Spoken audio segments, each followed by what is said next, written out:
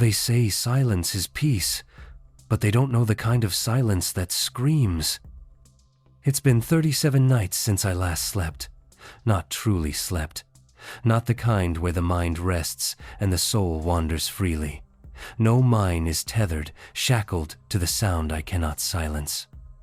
You may think I've gone mad, but listen first. You must listen. It started with the scratching. A faint, measured scratching behind the walls. At first, I thought it was rats, or the wind playing tricks on the wood, but the sound grew deliberate, almost intentional.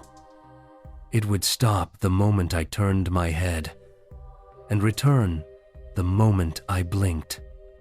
The others in the house, they never heard it, or perhaps they chose not to. You see, people often pretend when pretending is easier than believing, but I am not like them. I know what I heard. And what I saw. That came later. But I swear to you by every shadow in this cursed house, I did not imagine her eyes beneath the floor. Chapter 1. The House on Whitmore Hill. They gave me this house because no one else wanted it. A crumbling manor, half devoured by ivy and time, perched alone on Whitmore Hill, like a forgotten gravestone. The windows sigh when the wind pushes through them. The floorboards groan like something old and bitter. I didn't mind. In fact, I was grateful. After the incident, after my episode, as they so kindly put it, I needed solitude. "A rest," the doctor said. "A place to be at peace with your thoughts." Peace. That word again. They sent me here with books, blank journals, and a bottle of pills I stopped taking on the third day. I told them the medication clouded my mind, but the truth is, I liked my thoughts just the way they were sharp, aware, alive. The townspeople whisper about the house, something about its former owner. I never cared to ask. I don't believe in ghosts. I believe in memory, in guilt, in the echoes left behind when someone dies and you're the only one left to remember how they screamed. But I'm not crazy. No, not yet. And I swear I didn't hear the whisper until I started digging. Chapter 2. The Voice of the Floor. It began on the 7th night. I was reading in the study, or rather, pretending to read. The words no longer held meaning. They floated like dead leaves across the page. That's when I heard it again. A whisper, faint, dry, like breath against wood. I froze.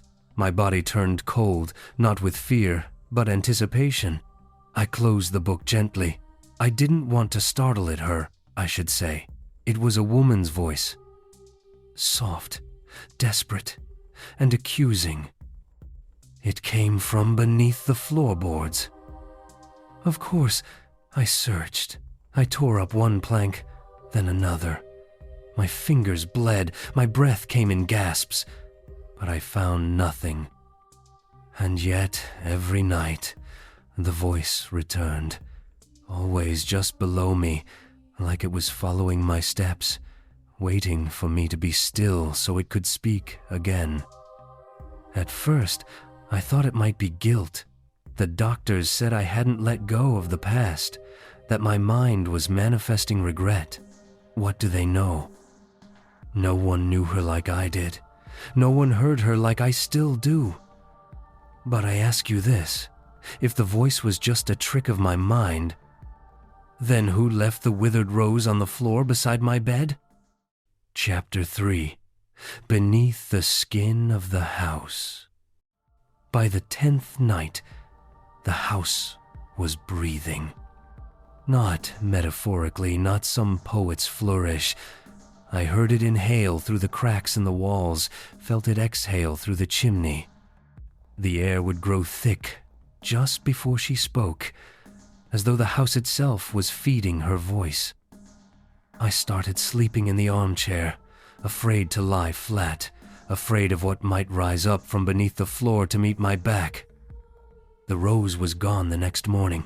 In its place, a fingernail, just one, yellowed, splintered at the edge. It rested on the wood like it had been placed there, not dropped. I did not scream. Instead, I began marking the spots where I heard her clearest. I etched small crosses into the floor with a paring knife until the room looked like the scene of a ritual, a grid of madness, a map of torment. One night, as the whisper returned louder now, rasping the walls began to blister. I swear to you, they pulsed. The wallpaper bubbled like skin about to peel. From the corners of the ceiling, something dark dripped, not water, no. It was thicker, sticky. I didn't touch it. I didn't have to. The smell told me all I needed to know. Rot, old rot. But I'm not mad. A madman runs. I stayed. I listened. I answered her. I said, "What do you want from me?" And she replied, "The truth." Chapter 4. The Scratching Within. I boarded the windows on the 11th night. Not because of the light I'd already stopped opening the curtains, but because I saw something watching me. Its face was mine, but wrong. Sallow, stretched, grinning when I wasn't. That night, the voice didn't whisper. It screamed. A wet, ragged scream, like lungs filled with earth. It came from under the parlor, from the place with the most crosses carved. I ran to it, fell to my knees. My nails clawed at the floor like hers must have. But the wood would not break. So I screamed back. I shouted that she was dead, that she should stay dead, that I buried her deep enough that no voice should ever crawl back up. And the house laughed. The walls convulsed, I swear, shaking dust from the ceiling like old bones. Doors slammed, though I had locked them. The fireplace hissed and belched soot like a beast in pain. Then, silence. No voice, no wind, not even breath. Only one sound remained, a scratching, not beneath the floor, but inside the wall, right beside my ear. It moved when I moved, matched my rhythm, slower, slower. And when I held my breath, it kept going. Not hers. Mine. From the inside. Chapter 5. The Trapdoor Memory. The 12th night never ended. I lost track of time. I don't know when it began or when I stopped being alone. Because I'm not alone. Not anymore. I found the trapdoor beneath the rug in the parlor. Strange, isn't it? I had walked over it for weeks, but that night, the rug was folded as if someone had pulled it aside, a silent invitation. My hands trembled as I pried it open. The wood cried beneath my grip, or maybe she did. A foul gust escaped from the dark below, the scent of old damp and something else, something human. I descended. Only 5 steps, that's all it took. There was no basement, no room, just a crawl space, cramped, wet, and in the middle of it, her. Not bones. Her. Still intact, still dressed in the nightgown I had buried her in, mouth open in a scream that had rotted shut, nails bloodied from scratching the coffin I had built beneath our home. Eyes wide, glassy, and locked on mine. She hadn't died when I thought. I buried her alive. And I slept above her for days, for weeks. The whisper wasn't a ghost, it was her voice her real voice until her throat tore and her lungs filled. And the scratching. It stopped because she stopped.